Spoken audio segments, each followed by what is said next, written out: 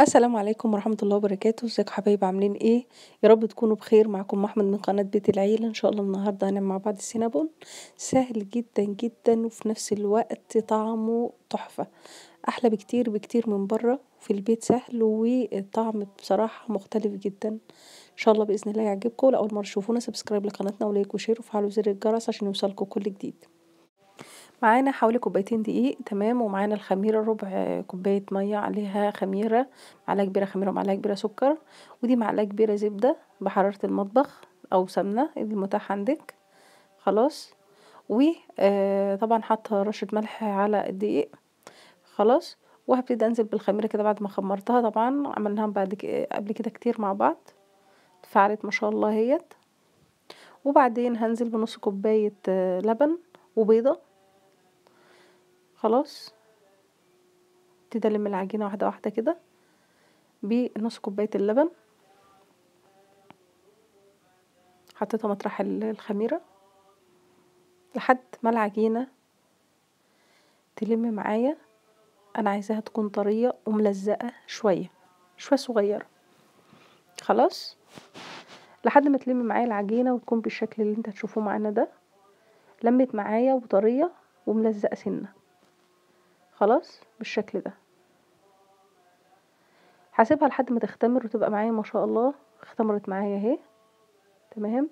وهجيب كيس احطه على الرخامه وكوتن بورد، وهحط كيس فوقيها علشان خاطر كمان هي ملزق جدا. وهجيب زبدة، اي زبدة انت عايزاها طبعا تكون برضو بحرارة المطبخ،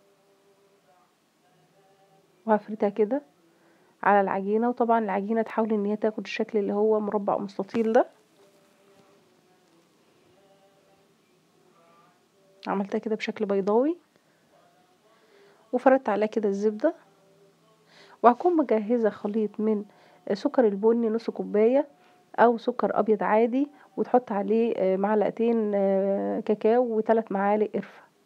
خلاص بالشكل ده، حسب طبعا الكمية اللي انت عاملاها زودي. وهتك عليه كده كويس جدا علشان خاطر اتأكد ان هو لزق في الزبدة، عشان خاطر ما يبقاش ينزل من العجينة. وهبتدي كده اعملها رول. خلاص. هو بيبقى تخين مش بيبقى رفيع بالشكل ده. سهل خالص مفهوش اي حاجة. وهجيب دبارة او بسكينة حامية وهقطعه بالشكل ده، قطع بالشكل ده. كوبايتين هيعملولي حوالي 8 قطع كبار.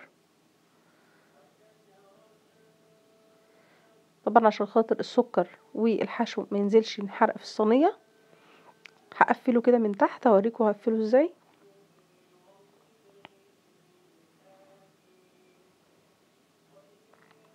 تقطيعه سهل خالص.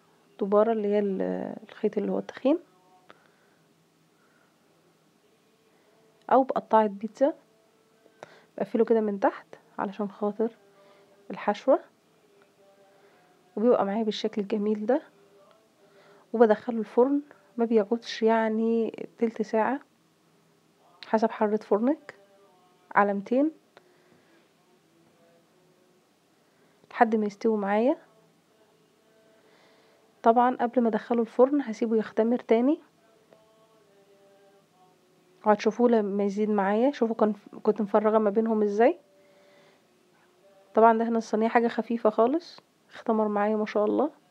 ولو عندي كريمه حلويات، ما عندكيش كريمه، يبقى كوبايه لبن. انا عامله نص كوبايه لبن، كوبايه صغيره دي زي كوبايه القهوه، وحطيت عليها معلقه كبيره قشطه، وشربته بالشكل ده. بيبقى طري جدا وهش وبيفرق كتير قوي في الطعم.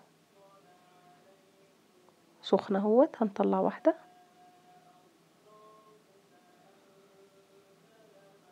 ما شاء الله عليه، بجد بجد تحفه. طبعا انا بحب احط عليه صوص اللي هو الكريمه البيضه، ما بحبش احط عليه صوص الجبنه. لسه سخن اهوت. طلع دخان. طبعا دي اختيارات، اللي بيحب صوص كراميل، بيحب صوص الجبنه.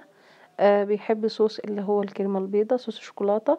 أنا وولادي بنحب صوص الكريمة وصوص الشوكولاتة.